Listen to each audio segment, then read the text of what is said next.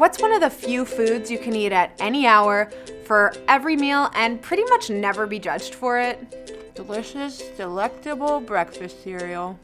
But it wasn't always the breakfast candy we know today. Can you believe breakfast cereal actually started as a health food? Our 400-calorie bowls of Lucky Charms are a far cry from cereal's humble beginnings. In the 1860s, people were eating like crap and feeling like it as a result. All that pork, whiskey, and coffee led to some serious constipation. Enter cereal. A guy named Dr. James Caleb Jackson started a water spa to get people back in shape, with water diets, food restrictions, exercise, and cereal. Jackson invented the very first cereal when he baked graham flour with water to get rock-hard wheat bricks. Granola was born. Granola was so hard, you literally had to soak it in milk overnight in order to eat it without breaking your teeth. For obvious reasons, it didn't really catch on with the public, but it inspired other health nuts to hop on the cereal train. A guy named John Harvey Kellogg, yes, that Kellogg, sort of ripped off the granola recipe and invented his own version. He named his cereal granola, very original. Here's where things get weird. Kellogg actually created cereal as a way to get people to stop jacking off. Ugh.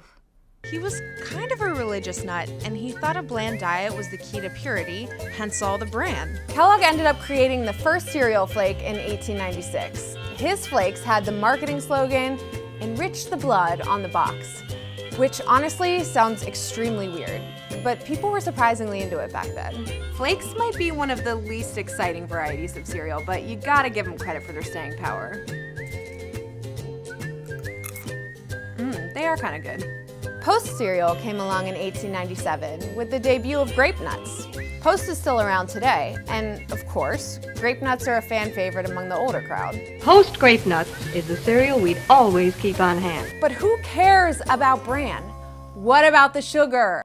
The first sweetened cereal, Ranger Joe Popped Wheat Honeys, debuted in 1939. The great American cereal renaissance had begun. After that, sugar cereal just became the norm in American households, instead of the weird wheat bricks and bran flakes from before, even though that stuff was still out there, and for some reason still exists today. Cereal companies started doing product placement in kids' cartoons to really reel them in while they're young. There were entire storylines around breakfast cereal. It's not crisp like the kind my breakfast pal served Dad and me at home. I'm Snap. I'm Crackle. I'm Pop. Kids back in the day were basically watching cereal short films. Dennis, what's so funny? Morning funny cereal, Mr. Wilson. And just like that, a nationwide obsession was born. The 50s was the decade of cereal classics. I'm talking Trix, Frosted Flakes, Cocoa Puffs, and all their lovable mascots. And hot on their tail, some true American icons. Cap'n Crunch, Lucky Charms, Cocoa Pebbles. I dare you to name better cereals. I'll see you in the comments. Oh, and fun fact, Lucky Charms started out as basically Cheerios with those circus peanut things in them. Oh, how far we've come. Cold cereal was officially the anchor of the breakfast table, a Saturday morning staple with a side of cartoons. Cereal boxes were their own babysitter with entire coloring books on them.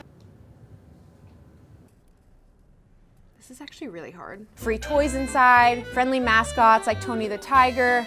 These brands were one step away from giving away free puppies with every bowl.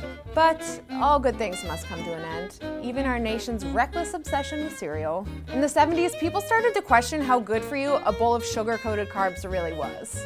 It was the era of the Atkins diet, and carbs were basically evil incarnate. But for a little while longer, most people still didn't seem to care about the havoc cereal might have been wreaking on our health.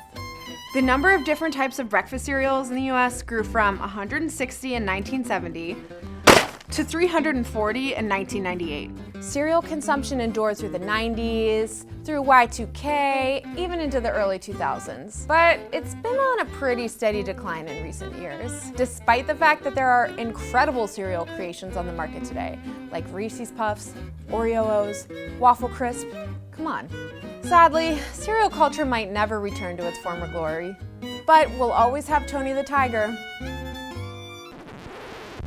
Oh no, he's not on TV anymore? But we'll always have oatmeal. Anybody for a bowl of Captain Crunch?